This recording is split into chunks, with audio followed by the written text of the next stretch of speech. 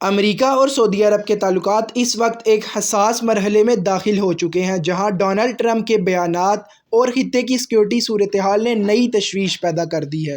امریکی صدر Donald Trump کی جانب سے سعودی ولی عہد محمد بن سلمان کے حوالے سے سخت اور ذلالت والے الفاظ استعمال کیے گئے ہیں۔ ایران کے سعودی عرب پر حملے کے بعد ڈونلڈ ٹرمپ نے کہا کہ محمد بن سلمان اب سے میری غلامی کرے گا اور اس کو یہ کرنی بھی پڑے گی۔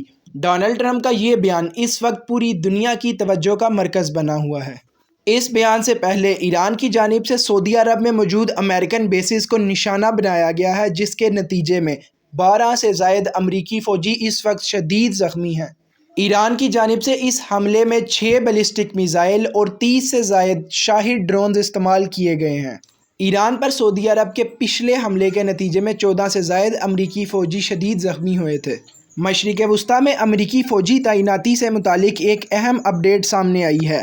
ابتدائی اطلاعات میں یہ تعداد 4500 بتائی گئی تھی، تاہم اب نئی پیش رفت سامنے آئی ہے جس کے مطابق مشرق وسطیٰ میں امریکہ فوجیوں کی تعداد اب بڑھا کر تقریباً 10,000 تک پہنچا چکا ہے۔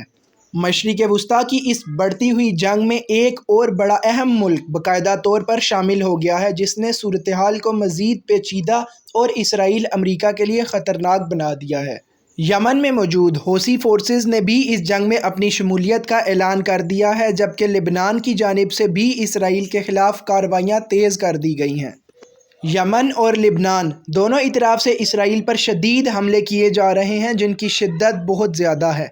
ان حملوں کے دوران اسرائیل کے اندر کم از کم 11 مختلف مقامات کو نشانہ بنایا گیا ہے، جس کے نتیجے میں سیکیورٹی کی صورتحال اسرائیل میں بہت خراب ہے۔ مزید یہ کہ آج ایک بار پھر اسرائیل کے حساس شہر ڈیمونا، جہاں پر اسرائیل کی نیوکلیئر تنصیبات موجود ہیں، ان کو نشانہ بنایا گیا ہے۔ یمن کی جانب سے کہا گیا کہ اگر امریکہ کی فوج نے اس خطے میں مزید مداخلت کی یا یہ جو 10,000 فوجی مشرق وسطیٰ میں پہنچ رہے ہیں، اگر ان فوجیوں کی جانب سے ایران یا کسی اور مسلم ملک پر حملہ کیا گیا تو یمن کی جانب سے اسرائیل پر حملے مزید سخت ہو جائیں گے۔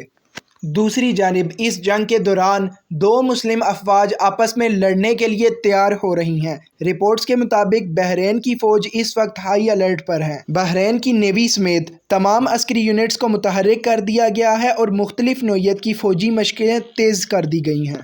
بحرین کے آرمی چیف نے ایک اہم بیان میں کہا کہ انٹیلیجنس اطلاعات موصول ہو رہی ہیں کہ ایران ممکنہ طور پر بحرین کے خلاف کارروائی کی تیاری کر رہا ہے، اور اس حوالے سے ایرانی فوج سرگرمیوں میں غیر معمولی اضافہ دیکھا جا چکا ہے۔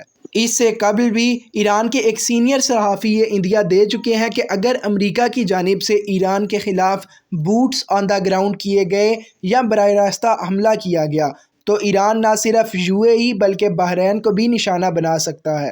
صورتحال اس وقت بہت خوفناک ہو رہی ہے، کیونکہ بحرین کی آرمی بھی تیاری کر رہی ہے، ایران کی آرمی بھی، اور 10,000 زائد امریکی فوجی مشرق وسطیٰ کے اندر آ رہے ہیں۔ اگر تاریخ کا جائزہ لیا جائے تو 1970 کی دہائی تک بحرین کو ایران کے اثر و رسوخ میں شمار کیا جاتا تھا اور بحرین ایران کا حصہ تھا۔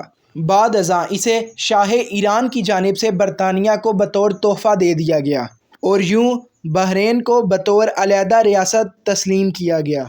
اس وقت میں تازہ ترین صورتحال کے مطابق ایران کی جانب سے بحرین پر شدید نوعیت کے حملے کیے جا رہے ہیں۔ بحرین کی آئل فیسلٹیز کو بھی نشانہ بنایا گیا ہے۔ تازہ ترین صورتحال کے مطابق ایران کی جانب سے بحرین پر شدید نوعیت کے حملے کیے جا رہے ہیں۔ بحرین کی آئل فیسلٹیز کو نشانہ بنایا گیا ہے، جن میں برطانوی کمپنیوں سے منسلک تنصیبات بھی شامل تھی۔ اس کے ساتھ ساتھ بحرین میں موجود امریکی فوجی اڈے بھی مسلسل ایران کے نشانے پر ہیں، جہاں ایران وقفے وقفے سے حملے کر رہا ہے۔ غیر مصدقہ اطلاعات اور افواہیں بھی گردش کر رہی ہیں کہ بحرین کے بادشاہ نے ممکنہ خطرے کے پیش نظر ملک چھوڑ دیا ہے اور بحرین کے بادشاہ سعودی عرب منتقل ہو گئے ہیں۔ تاہم اس خبر کی باضابطہ طور پر کوئی بھی تصدیق ابھی تک سامنے نہیں آئی۔